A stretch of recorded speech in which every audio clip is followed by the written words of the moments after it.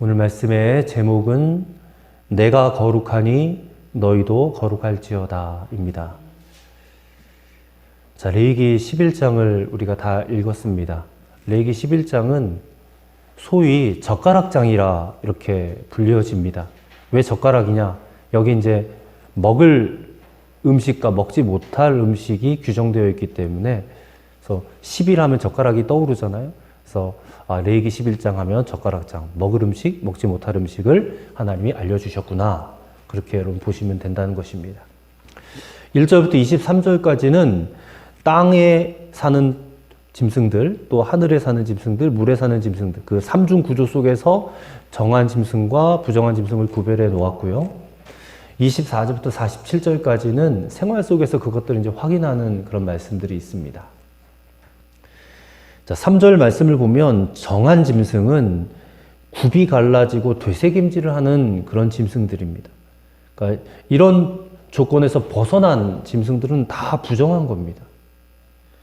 그리고 9절부터 12절에 보면 물고기 중에서도 지느러미하고 비늘이 없는 건 다 부정한 거예요. 먹으면 안 된다 그 말입니다. 또 13절부터 23절에도 새들, 하늘에 나는 새들 중에서도 육식을 하는 것들은 다 부정해요. 그래서 유대인들은, 이스라엘 백성들은 이렇게 부정한 짐승으로 분류되어진 것들은 먹어서는 안 된다라고 하나님이 딱 규정해 놓으셨다는 겁니다. 근데 말입니다. 성경이 레위기만 있는 게 아니잖아요. 성경을 계속해서 자세히 읽어보면 인간이 먹을 수 있는 음식이 변해왔다는 사실을 알 수가 있습니다.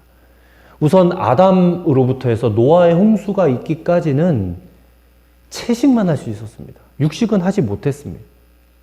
그러다가 노아 홍수 이후에는 이게 이제 먹을 게 없잖아요. 홍수가 있고 나니까 땅에서 뭐 식물도 없고 다 없어요. 다 죽어버렸어요. 근데 그때부터는 육식을 허용해 주셨어요, 하나님이. 근데 오늘 본문에 와서 보니까 육식을 할 수 있음에도 불구하고 그 중에서도 먹을 수 있는 것과 먹지 말아야 될 것들을 구분해 놓으셨다는 것입니다. 근데 이제 신약에 가서 예수님 때부터는 상황이 급변합니다. 마가복음 7장 19절의 말씀을 보면 예수님께서는 이렇게 말씀을 하셨습니다. 쉽게 말해서 모든 음식물이 깨끗하다. 모든 음식물이 깨끗하다. 그러니까 예수님은 음식에 대한 구별을 없애버리셨다 그 말입니다. 그래서 예수님 때부터는 먹을 수 있는 것과 먹지 말아야 할 것들에 대한 구별이 없어졌다라고 보시면 됩니다. 그리고 사도행전 10장에 가보면 하나님께서 베드로에게 이 점을 다시 확인시켜 주십니다. 하나님 베드로에게 뭐라고 말씀하시냐면 속되고 깨끗하지 아니한 것을 내가 결코 먹지 아니하였다 하는데 하나님께서 깨끗하게 하신 것을 네가 속되다 하지 말라 그랬어요. 베드로는 안 먹겠다 그랬는데 하나님이 깨끗하게 하신 건데 왜 네가 안 먹는다고 그러냐. 그래서 사도 바울은 디모데전서 4장 4절에서 이것을 이렇게 정리했습니다. 하나님께서 지으신 모든 것이 선함에 감사함으로 받으면 버릴 것이 없다 그랬습니다. 그러니까 오늘날 우리 그리스도인들이 레위기 11장을 딱 펴놓고 고민할 필요가 전혀 없습니다. 이 오늘 본문의 음식 규정은 문자 그대로 지켜야 될 의무는 없어요, 우리는. 돼지고기도 먹어도 되고, 비늘이 없는 생선류 먹어도 돼요. 뭐 장어, 갈치 다 좋아하는 음식들 아닙니까? 비늘이 없는데 다 먹어요. 지느러미도 없고 비늘도 없는 그 해산물 종류 있죠. 문어, 오징어, 낙지 다 먹잖아요. 그리고 갑각류 종류도 새우, 뭐 게, 랍스터 같은 것도 다 먹고 전복, 소라, 바지락 뭐 이런 각종 조개류도 레위기 11장에 의하면 먹지 말아야 될 것들인데 우리 다 먹습니다. 왜요? 감사함으로 받으면 버릴 게 없기 때문에. 그렇다면 이런 의문이 생깁니다. 오늘 레위기 11장 말씀은 우리 크리스찬들에게는 읽을 필요 없는 그런 말씀이냐? 이거 빼버려도 되는 말씀이냐? 여러분 그건 아닙니다. 그건 아니에요. 오늘 본문의 문자적인 규정은 시대적으로는 지금 극복이 다 되긴 했지만 이 안에 담겨져 있는 영적인 메시지는 그대로 남아있기 때문에 그렇습니다. 그래서 오늘 우리는 본문에 담겨진 영적 메시지를 찾아서 그걸 우리의 그 기도의 제목으로 삼아야 돼요. 그리고 그 메시지를 소중하게 지켜나가야 된다. 그 말입니다.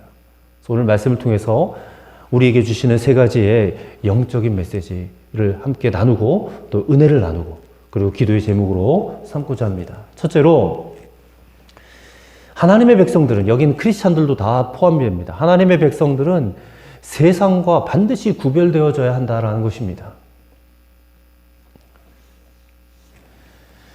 요한복음 4장 22절에서 예수님이 구원은 유대인에게서 난다, 그런 말씀을 하신 적이 있습니다.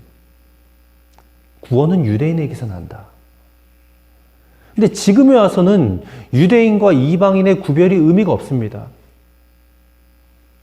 예수님이 오신 이후로 유대인과 이방인을 가르는 담이 허물어졌고 유대인과 이방인의 구별도 철폐되었습니다. 근데 예수님 오시기 전에는 유대인들이 이방인들과는 구별되어 살아야 된다는 것이 절대적으로 중요한 부분이었어요. 그건 하나님께서 그렇게 명령하셨기 때문에 그래요. 왜 그러냐면 유대인들은 하나님에 대한 지식을 알고 있는 유일한 백성들이었기 때문에, 유대인들은 하나님으로부터 계시를 받아서 기록하였고 보존하였던 유일한 백성이었기 때문에 그래요. 유대인들은 거룩함이 무엇인지 알고 또 거룩한 예배, 제사가 무엇인지 아는 그런 개념을 가진 유일한 백성이었기 때문입니다. 또 신약과 연결시켜서 유대인들은 그들의 후손을 통해서 예수 그리스도, 우리의 구원자 예수 그리스도가 오시도록 되어 있었기 때문에, 그러니까 유대인이란 모판은 구원자 예수 그리스도가 나오실 수 있는 그런 모판이 되는 백성이었기 때문에 그렇습니다. 그래서 굉장히 조심했어야 돼요. 유대인들은 이방인과 혈통이 섞이면 안 돼요. 신앙이 섞이면 안 돼요. 믿음이 섞이면 안 돼요.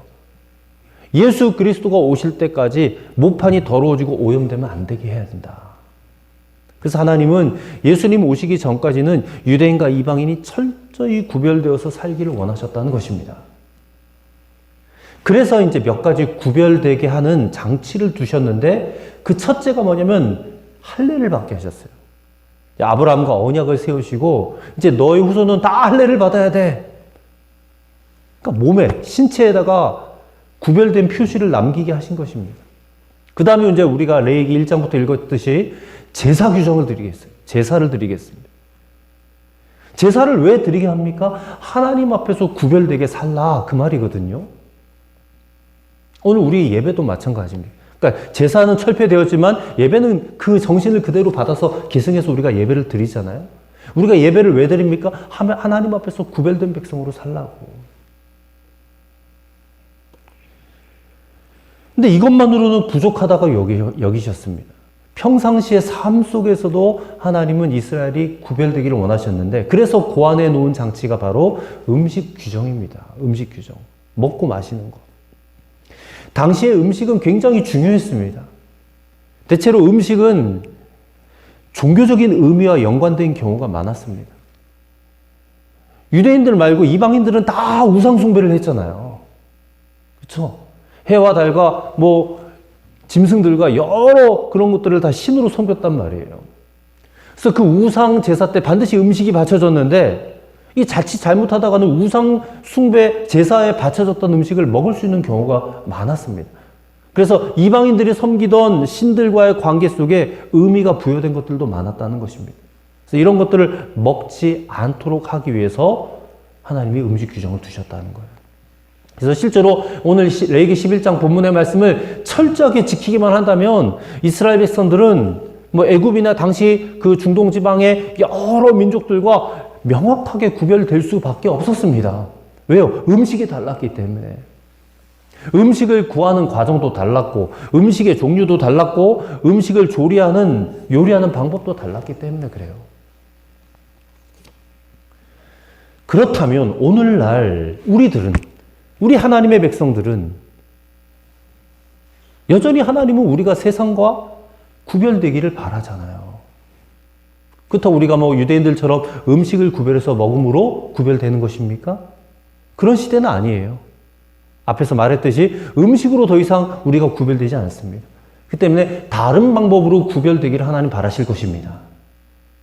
그럼 무엇으로 우리가 세상과 구별된 삶을 살아야 될 것인가? 이에 대해서 찰스 스펄전 목사님이 5가지 영역에서 세상과 구별되어야 된다라고 이런 말씀을 했습니다. 첫째는 인생의 목적이 달라야 된다는 것입니다. 인생의 목적이 달라야 돼요. 여러분, 우리가 열심히 일해서 돈을 법니다. 근데 왜 돈을 벌어야 됩니까? 이 땅에서 잘 먹고 잘 살기 위해서 돈을 버는 겁니까? 그리스도인들은 달라야 됩니다. 우리는 이 땅에서 잘 먹고 잘 살기 위해서 돈을 버는 사람들이 아닙니다. 우리는 하늘에 쌓기 위해서 돈을 버는 겁니다. 하늘에 쌓기 위해서. 그래서 하나님께서는 우리 그리스도인들의 인생의 목적과 방향을 분명하게 말씀해 주셨어요. 고린도전서 10장 31절 말씀에 그래서 너희가 먹든지 마시든지 무엇을 하든지 다 하나님의 영광을 위해서 하라 그랬습니다. 우리는 이것 외에 다른 목적이 있을 수가 없습니다. 그러므로 우리가 인생의 목적을 바르게 간다면 세상과 구별될 수밖에 없는데 왜 그러냐면 불신자들은 이런 목적을 알지 못하니까 말씀도 모르고 그러니 그들의 삶의 목적은 기껏해야 이 땅에서 잘 먹고 잘 살다가 잘 죽는 거거든요. 잘 먹고 잘 살고 잘 죽는 거. 그게 여러분 영원한 겁니까? 그냥 일시적이고 또 순간적인 가치잖아요. 근데 성도들은 달라야 된단 말입니다. 우리가 믿는 하나님을 의식하고 살아야 되잖아요. 그리고 하나님의 영광을 위해서 살아야 되잖아요. 하나님을 기쁘시게 하는 목적으로 우리는 살아야 될 줄을 믿습니다. 그래서 인생의 목적이 달라야 돼요. 두 번째는 영혼의 상태가 달라야 된다는 것입니다. 영혼의 상태가. 불신자들의 영혼은 하나님을 절대로 의식하지 않습니다. 하나님을 경외하지도 않고 두려워하지도 않습니다. 그들의 인생 계획에는 하나님을 전혀 고려하지 않는 것이에요. 그렇기 때문에 그 영혼은 죽었다는 거예요. 그 영혼은 죽은 거예요. 죽은 영혼. 하지만 우리 성도들의 영혼은 어떻습니까? 우리는 시시각각 우리를 살피시는 하나님을 의식하고 사는 것이에요. 그러니 나를 지금 지켜보고 계신 하나님, 나를 살피시는 그 하나님을 내가 생각하고 의식하고 산다면 지금 내가 말하고 행하는 이 모든 것들이 정한 것이냐 부정한 것이냐를 늘 생각하고 살아야 된다 그 말이거든요. 세 번째는 삶의 원리가 달라야 돼요. 삶의 원리. 여러분 세상 사람들 불신자들은 무엇을 따라갑니까? 다수가 옳다고 하면 그 길을 따라가요. 대부분 다 넓은 길로 간다 그 말입니다. 넓은 길. 근데 그리스도인들은 성도들은 다수가 다 그 넓은 길로 간다고 해서 그 길을 따라가면 안 됩니다. 예수님이 분명히 말씀하셨잖아요. 많은 사람들이 죽음의 문, 죽음의 길로 가잖아요. 넓은 길로. 그게 나를 편하게 해주고 나를 만족시켜주는 것 같이 보이지만 절대 그렇지 않다. 너희는 좁은 문, 좁은 길로 가야 된다. 왜냐하면 그 길이 천국의 길이니까. 여러분 오늘날 우리에게 있어서 좁은 문, 좁은 길은 신앙의 문, 신앙의 길입니다. 믿음의 문이고 믿음의 길이에요. 하나님을 믿는 믿음으로 사는 거예요. 하나님을 믿는 믿음이니까 하나님께서 우리에게 옳은 길, 옳은 방향으로 제시해 주실 것입니다. 그 길을 따라 우리는 끝까지 걸어가야 돼요. 네 번째는 행동 양식이 또 구별돼야 돼요. 행동 양식. 예수님께서 산상수훈에서 너희는 세상에 빛이 되고 소금이 되라 말씀하셨잖아요. 빛이 되어서 어두운 세상을 밝히라는 거예요. 행동 양식이 구별되면 우리는 세상의 빛으로 살 수 있는 거고. 소금은 왜 필요합니까? 소금은 맛을 내는 거잖아요. 그러니까 맛 잃은 세상 가운데 우리가 소금이 되어서 맛 있는 세상이 되게끔 만들어 가야 된다. 우리 행동 양식이 달라집니다. 세상과. 그러니까 사도들도 말만 하지 않고 행동으로 보여주었어요. 그래서 우리가 사도들의 행적을 사도행전이라고 하잖아요. 사도언전이라고 안 하고 사도행전 그러잖아요. 그들의 행적을 기록해 놓은 책이 바로 사도행전이니까. 오늘 우리가 사도행전 29장을 써나가야 된다 이런 이제 표를 많이 쓰기도 하는데 우리가 그 사도들의 지나왔던 역사들을 이어받아 지금 우리가 사도행전 29장을 써나가야 되는 그런 행동으로 보여주는 믿음이 우리에게 있어야 될 줄 믿습니다. 그다음 마지막 5번째로는 우리의 언어가 달라야 된다는 겁니다. 언어가. 이게 불건전하고 불신앙적인 언어를 하면 안 되고, 우리가 단 한마디를 한다 할지라도 경건한 언어, 신앙적인 언어를 말하실 수 있기를 바랍니다. 우리가 말 한마디라도 하나님의 편에서 서서 말할 수 있어야 되겠다 싶습니다. 여러분, 오늘 레위기 11장 이 음식 규정을 읽으면서 우리가 이것을 먹어야 돼, 말아야 돼, 이런 거 따지지 마시고, 이건 하나님께서 이스라엘 백성들, 유대인들을 구별하시기 위해서 규정을 주신 것이고, 그래서 오늘날 우리가 이 세상과 구별된 삶을 살라고 이 말씀을 주신 것이구나라고 받아들이시면 될 것 같습니다. 그래서 오늘 이 시간부터 나는 저 세상과 같이 살지 않을 거야.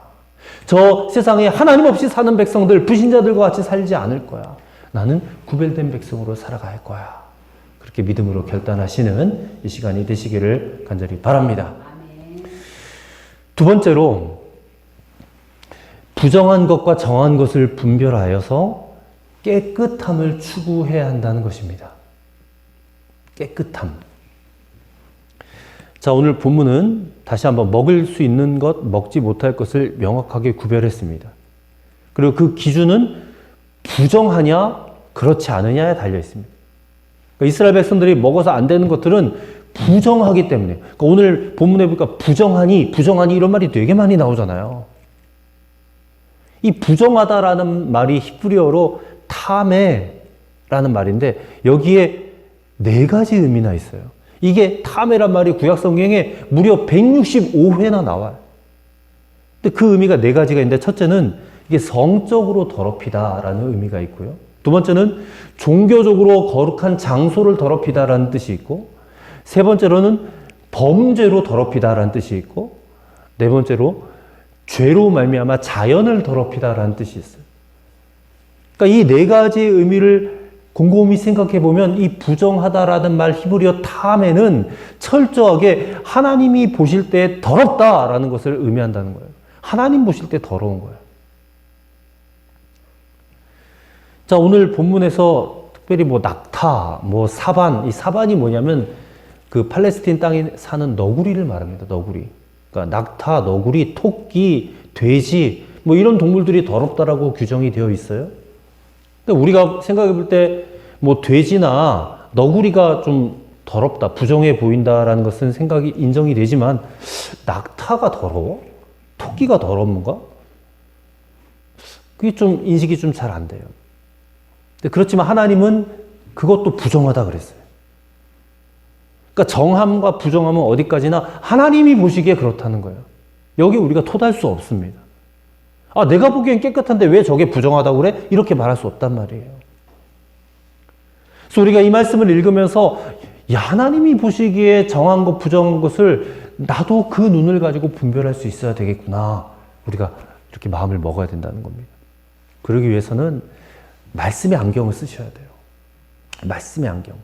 하나님의 말씀이 조명해 주시는 대로 세상을 볼 줄 알아야 된다는 것입니다.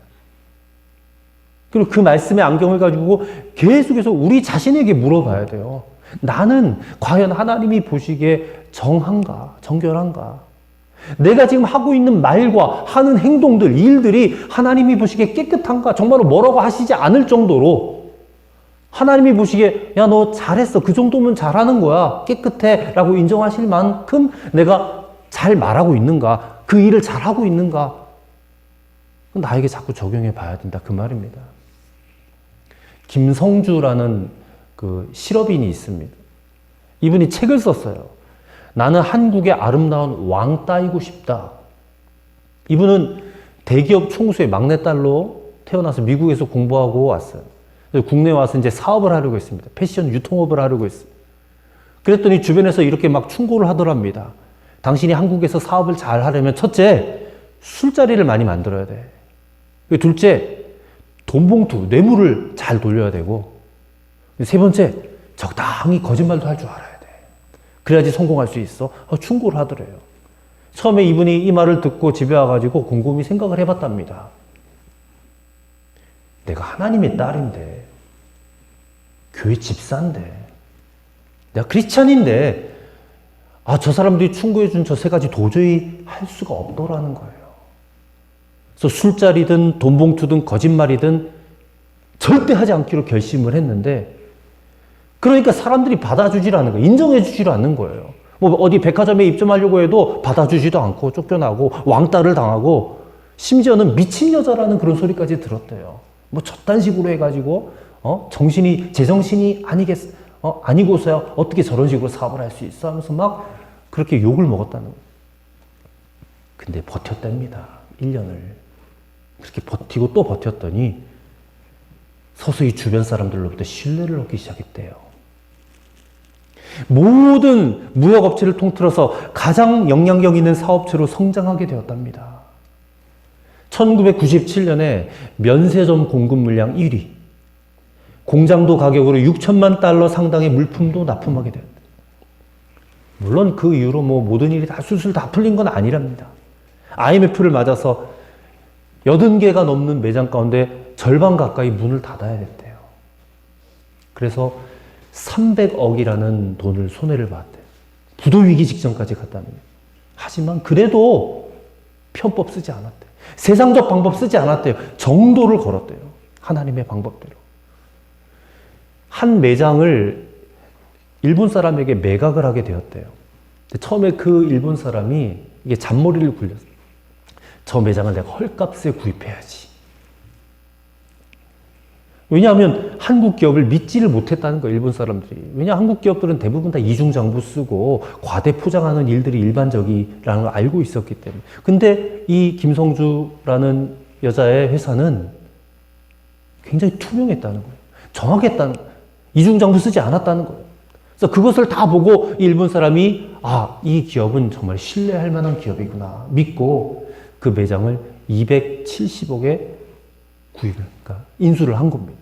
그러니까 그 돈으로 부채를 어느 정도 청산을 할 수가 있게 되었다. 그리고 이분은 스위스 다보스에서 모이는 세계 월드 이코노믹 포럼에서 지명한 21세기를 이끌어갈 차세대 경제인 100명에 지목된 유일한 한국 여성으로 뽑히기도 했다는 것입니다. 이분이 쓰신 책 나는 한국의 아름다운 왕따이고 싶다라는 그 책에서 이렇게 고백했습니다. 나는 교회 안에서의 삶뿐만 아니라 세상 속에서도 거룩한 왕따로 살겠다, 이런 고백을 했어요. 자신감 있는 거예요. 하나님의 방법으로 가면 반드시 나는 성공할 수 있다. 중간에 시련과 또 아픔과 손해나 고통이 있다 할지라도 결국에는 하나님이 높여주실 줄로 내가 믿습니다. 여기서 우리가 깨달아야 될 게 뭡니까? 여러분, 깨끗함이에요. 정도를 걷는 거예요. 이게 가장 큰 능력이다라는 것입니다. 여러분, 세상에서 가장 무서운 사람은 돈 있고 힘 있고 빽 있는 사람이 아니에요. 세상에서 가장 무서운 사람은 깨끗한 사람인 줄로 믿으시기 바랍니다. 왜 그렇습니까? 그 깨끗한 사람 뒤에 하나님이 밀어주고 계시기 때문에, 깨끗한 사람 뒤에 하나님이 역사하고 계시기 때문에, 하나님이 그렇게 깨끗하게 살아가는 사람을 축복하시기 때문에 이 사람이 제일 무서운 사람이에요. 그걸 기억하시기를 바랍니다. 미국의 오럴 로버트 목사님은 이런 말을 했습니다. 당신이 준비한 축복의 그릇을 가지고 주님을 만나면 주님께서는 당신의 모든 요구를 채워주실 것입니다. 축복을 담을 그릇이 중요하다, 그 말이에요. 그릇이 잘 준비되기만 하면 하나님께서 그 위에 축복을 채워주신다, 그 말이거든요. 그렇다면 여러분, 우리가 어떻게 이 그릇을 준비할 수 있는가? 축복을 담을 그릇을 어떻게 준비할 수 있는가? 디모데후서 2장 21절 말씀을 들어보십시오.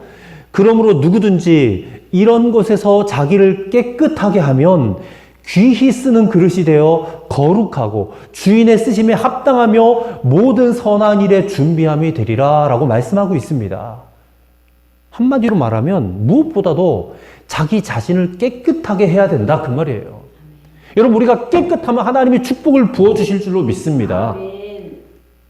오늘 본문의 음식 규정은 다시 한번 말씀드립니다. 우리에게 이거 먹어라 먹지 말라 그런 의미로 주신 게 아니라 우리에게 세상과 구별되게 살아라.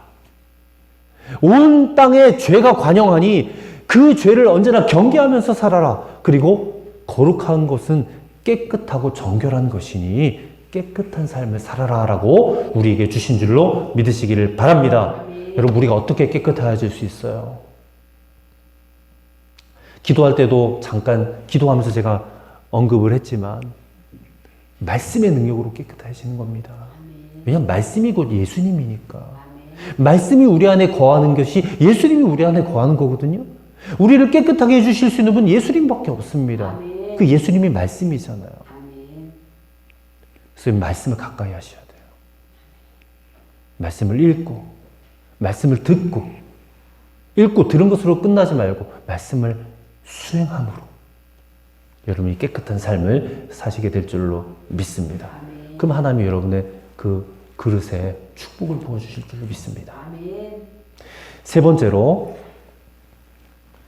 자기 백성을 향한 하나님의 사랑의 배려로 오늘 이 말씀을 주신 것을 여러분 아셔야 됩니다. 하나님의 사랑의 배려로 이 말씀을 주셨다.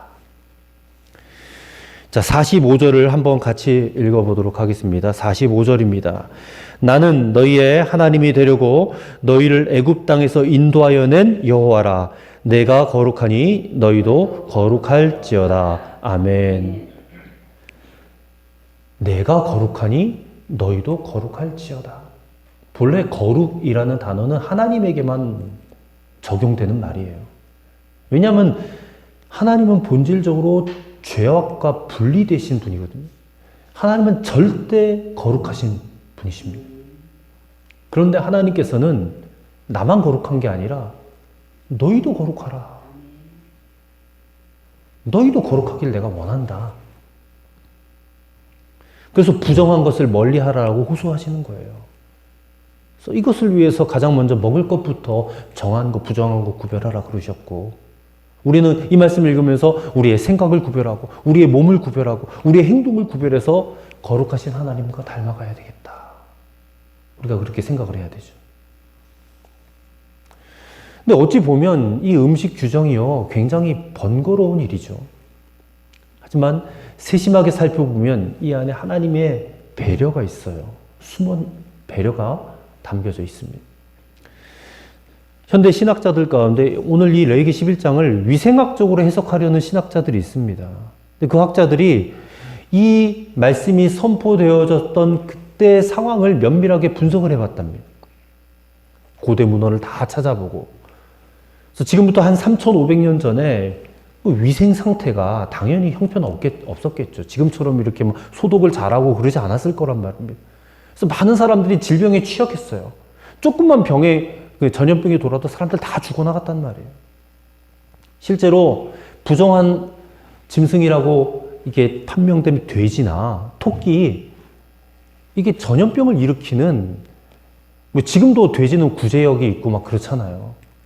토끼는 야토병이라는 것들을 퍼뜨린다네요. 그렇죠? 많은 사람들이 죽었다는 거예요. 이런 짐승들을 가까이 했을 때. 그래서 들판에서 초식만 하는 초식 동물 중에 뭐 소나 양, 이런 이제 짐승들만 먹게 할 필요가 있었을 것이다라고 추정을 했습니다. 그래서 이 음식물 규정은 하나님께서 자기 백성들을 질병으로부터 보호하기 위해서 주신 규정이다라고 주장을 한다는 겁니다. 그래서 이 규정을요, 오늘날 그 현대 이제 의학자들이, 또 식품의학자들이 이렇게 구별해서 먹으면 우리에게 건강에도 도움이 된다라고 입증을 하고 있대요. 그래서 이 말씀대로 이 규정을 그대로 지키며 살아가는 사람들이 오늘날도 있습니다. 비록 이단이긴 하지만 저 안식교 사람들은 이 음식 규정 그대로 지키거든요. 또 유대인들도 그대로 지키고 살아가고 있어요. 그래서 이 음식 규정을 그 영어로 코셔라고 부른대요. 코셔. 이 코셔 규정이 저 미국에서는 하나의 어떤 문화적 아이콘으로 자리 잡아가고 있다고 합니다. 뭐 코셔 음식, 뭐 코셔 키친, 코셔 티셔츠, 코셔 레스토랑, 뭐 코셔 와인, 코셔 메뉴 등으로 이렇게 확장되고 하고 있다. 그러니까 사람들이 이 코셔에 주목하는 것은 한마디로 정결한 음식, 정결한 라이프 스타일이라는 이미지 때문에 그렇다는 겁니다. 실제로 웰빙과 건강에 대한 관심이 이 코셔를 주목하게 했다는 것입니다. 그러니까 오늘의 건강 기준에도 코쇼가 바람직한 대안으로 주목을 받고 있다라는 것입니다. 근데 저는 그런 통계를 본 적이 있어요. 이 레위기 11장의 말씀 음식 규례대로 살아가는 사람들 건강하게 오래 살고 장수한다라는 통계를 본 적이 있어요. 정결한 음식, 정결한 삶이 주는 축복이라고 할 수 있습니다. 물론 우리가 그렇게 꼭 살아야만 된다라는 의무는 아니에요. 하지만 내가 건강하게 살기 위해서는 이 음식 규정을 지켜도 되겠다 싶은 그런 생각이 드는 겁니다. 이것이 신앙생활에도 적용될 수 있어요. 하나님께서 이스라엘 백성들이 건강함을 배려하기 위해서 레위기 11장 말씀 주신 것처럼 오늘 우리의 영적 건강을 위해서 66권 성경 말씀을 주셨어요. 우리가 영적으로 건강하려면 신구약 66권의 하나님의 말씀으로 우리 자신을 엄격하게 통제하고 절제하고 다스릴 줄 알아야 된다 그 말입니다. 근데 대부분의 성도들이 하나님 말씀을 너무 엄격해. 이건 다 지킬 수 없어. 그렇게 여겨요. 부담스러워하고 자꾸만 떨쳐버리려고 하는 그런 경향이 있습니다. 근데 여러분, 레위기 11장이 이스라엘 백성들을 향한 하나님의 사랑의 배려인 것처럼 신구약 66권의 모든 말씀들이 오늘 저와 여러분을 향한 하나님의 사랑의 배려로 주신 말씀이라는 것을 믿으시기 바랍니다. 예를 들어서 우리 청소년들에게 술, 담배를 규제하잖아요. 음란물을 규제하잖아요. 왜요? 왜 규제합니까? 그거 하지 말라고 해서 저들을 구속하고 억압하기 위해서 그렇게 하는 겁니까? 그게 아니잖아요. 우리 아이들을 그런 더러운 풍속에서부터 지키려고 하는 사랑의 배려로 규제를 시키는 것과 똑같습니다. 여러분, 하나님께서 우리에게 십계명을 주셨어요. 또 신구약에 여러 말씀들을 주신 것은 우리를 구속하고 우리를 막 제한하려고 하는 것이 아니라 우리를 지키시려는 하나님의 사랑의 배려인 것을 믿으시기 바랍니다. 그래서 이 말씀이 때로는 힘겨울 수도 있어요. 어떻게 그렇게 살 수 있지? 이런 생각이 들 수도 있지만 하나님 말씀대로 살려고 노력해야 돼요. 최선을 다해야 된다는 겁니다. 하나님께서는 레위기 11장의 결론으로 내가 거룩하니 너희도 거룩하라 말씀하셔요. 세상과는 다른 구별된 삶을 살라라는 그런 명령인 줄로 믿습니다. 그리고 깨끗한 삶을 살라는 명령인 줄로 믿습니다. 나아가 이 말씀은 우리를 사랑하신다라는 메시지예요. 거룩은 명령이 아니라 우리를 사랑하신다는 하나님의 또 다른 표현입니다. 그래서 하나님을 경외하고 하나님을 사랑하는 마음으로 이 명령들을 잘 지켜나가는 우리 충주빛제수교회 성도들, 거룩한 주의 백성들 되시기를 주의 이름으로 간절히 축원합니다. 기도하겠습니다. 하나님 아버지 감사합니다. 내 자신 하나님의 마음을 깨닫게 하여 주시옵소서. 우리가 하나님의 백성답게 살게 하기 위해서 세상과 구별되고 부정한 것을 분별하여 깨끗한 삶을 추구하고 우리를 향한 하나님의 사랑의 배려인 것을 알게 하였습니다. 엄격한 자기 절제와 통제를 할 수 있도록 성령님 우리를 도와주옵소서. 예수님의 이름으로 기도하옵나이다. 아멘.